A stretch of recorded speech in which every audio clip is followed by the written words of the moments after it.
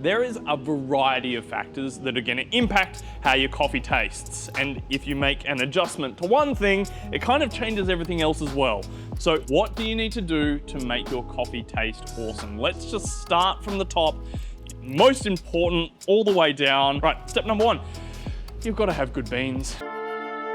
There's literally the rest of this video doesn't matter if the coffee that you're using is old and it is poorly roasted. You can't fix old, poorly roasted coffee. You can't fix it with the way that you brew. It's just gonna taste gross, no matter what you do. So, get some good beans. What are good beans? They're the coffee, that's the coffee that you like. Go to a cafe that you like, buy some coffee off of them. It's gonna be fresh. It's probably gonna be well roasted. And it supports your local joint too, so go do that. If there are no cafes in your area and you need great tasting coffee, obviously you can get it from us too, but go visit.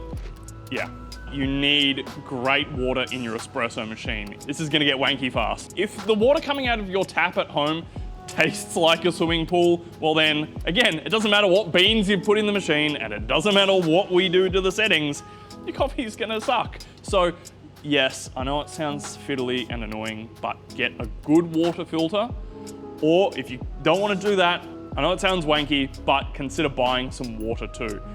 The filter that's built into your machine, it really only just sieves out the chunks. It just stops chunks getting stuck in your machine. It's not treating the water. It's not treating the chemistry of the water. It's not gonna make it taste better either. So, I know, get some great water. Fresh, clean, filtered water, that's what you need. It's gonna make your coffee taste better. If you do just these two things, great beans and great water, a lot of these settings kind of may not even need to be adjusted.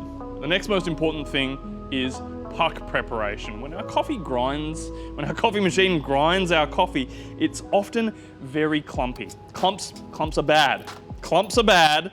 Any air pockets, bad too. Not good. It's not what we want. So we need to even this out. In the industry, we call this puck preparation because it ends up making a little coffee bed kind of like a hockey puck. We want to break up these clumps. I know it sounds silly, but we want to break these up.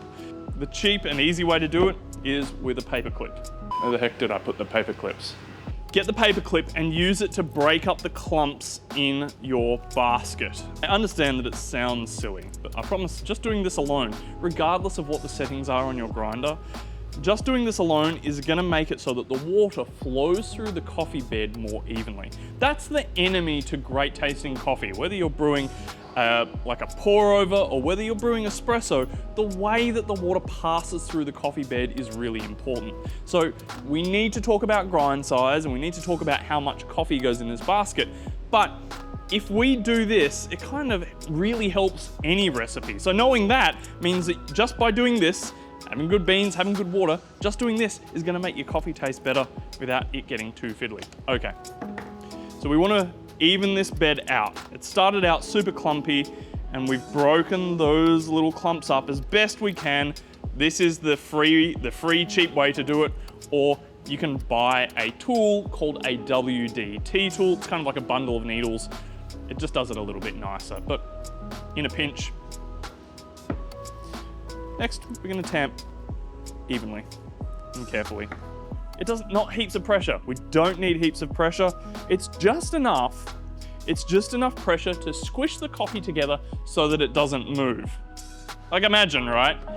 You've gone to this effort and then you put it into the machine and the water hits it. If we haven't tamped, that coffee is gonna move and then the water is just gonna look for the path of least resistance through the bed.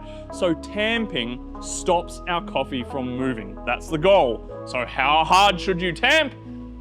You should tamp hard enough that the coffee won't move when the water hits it. How can we test that? How can we test that? Excellent question. We can test that by holding this upside down. Haha, that's what it needs to do. It needs to stay in there. We now keep in mind that this needs to stay in here. When we put this into the espresso machine, when we put our handle into the espresso machine, we need to do that gently. Yeah, we can test that. If we were gentle enough, we can take this out, hold it upside down. I see it all the time. Commercial baristas smack the portafilter into the espresso machine. It puts a great big crack right through the bed. The water gushes through. We've got a channeled shot and they taste disgusting. We don't want that at home, so gently into the espresso machine. Cool. now we can start brewing. If you can be bothered, heat this up first. Run some hot water through it, let this part get hot. It's gonna make your extraction a little bit more efficient. All right, in the machine, and we can go. If we do nothing else, we have not fiddled with any of the other buttons, we do nothing else, our coffee will taste way better. But we can fiddle. And if you are so inclined, if you like fiddling, let's fiddle. Let's fiddle with the buttons, let's do that, and let's make this a bit more complicated, but subjectively better tasting. Let's talk about grind size and let's talk about brew time. We're gonna be fiddling with the grinder because we wanna get all of the flavor, we wanna get flavor out of our coffee. There's flavor in here, we wanna get it out, right? So we want to grind fine enough that we can pull the flavor out of the coffee beans. But if we grind too fine, we might start removing some flavor that doesn't taste great.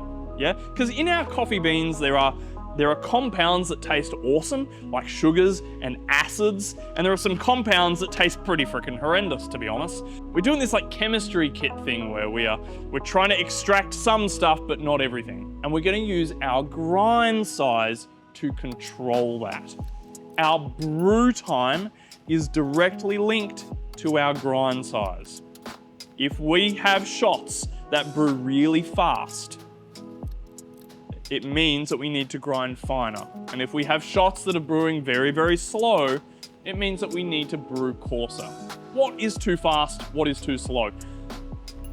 I really enjoy espressos that have brewed for about 27 seconds. Somewhere between 25 and 30 seconds is probably going to taste really delicious.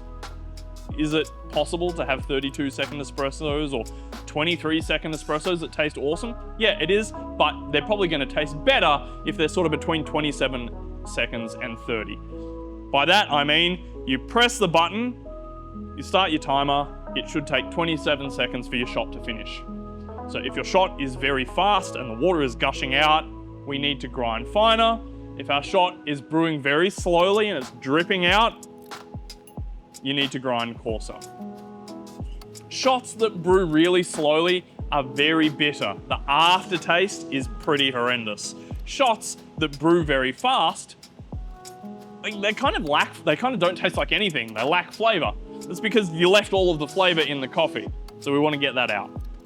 So now, if you get your grind size right, if you get your beans right and your water right, it's all gonna, you don't need to buy any special equipment to make that taste better. But for the next bit, we're gonna need a set of scales. We're gonna need a good set of scales because we're gonna be measuring our dose, the amount of coffee that goes into this basket.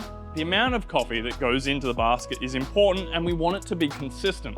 If we have access to a set of scales, then we can make sure that we're putting the same amount of coffee in the basket every time. If you brew a coffee and it tastes delicious and you know how much coffee went in the basket, well, the chances of you repeating that are way higher as opposed to not knowing. Or alternatively, if you make a coffee that absolutely sucks and you don't know how much coffee you put in the basket, it makes it really hard for you to figure out what you can fix.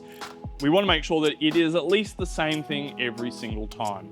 These home espresso machines, they often have a basket that is 18 grams. Commercial espresso machines are usually a 20-gram basket, sometimes 22, but the little home espresso machine baskets, you can squeeze about 18 grams.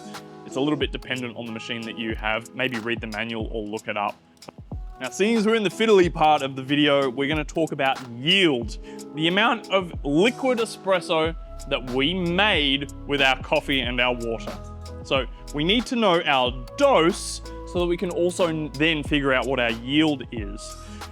The industry standard is a 2-to-1 recipe. If you've ever been to a cafe and you've loved their coffee, there's a good chance that they are using a 2-to-1 espresso recipe, which means whatever went into the basket as dry coffee, double it, that's what your liquid espresso should weigh. That's right, we're gonna weigh the espresso. We put our cup on the set of scales and measure how much liquid we brewed. Because we used 18 grams, our goal is to pull a 36-gram espresso.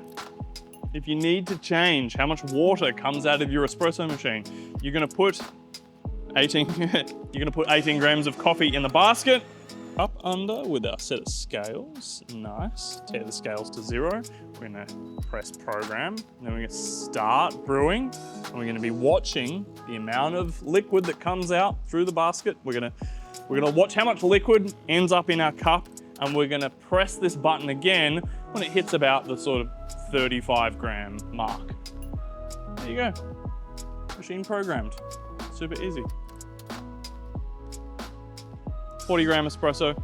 If we can be bothered, we'd reprogram that. That is all we need to do to make our coffee at home taste way better without getting too fiddly. Great beans in the hopper, water in the back of the machine that's fresh and clean and filtered and all of that stuff. Get a paper clip to break up all of the clumps. Tamp evenly, we don't have to tamp too hard. Put it into our espresso machine gently. Use a grind size that gives us a 25 to 30 second espresso. Aim for a dose of 16 grams and pull a 36 gram espresso out of it.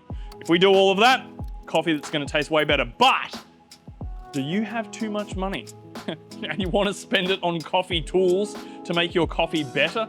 Well, then look at this list. Buy beans, buy water, buy a set of scales, use a paperclip or a WDT. Then you're gonna buy a tamping mat because you really need that. And a knot box, you need one of those too. Precision baskets, actually precision baskets are awesome. Precision baskets are great. You can get precision baskets for the little group handle. They're gonna make it taste better. Then you get a better grinder, and then you can invest in a precision shower screen and a puck press. And then you probably should, by this point, you should be opening your own cafe. Why are you even brewing coffee at home?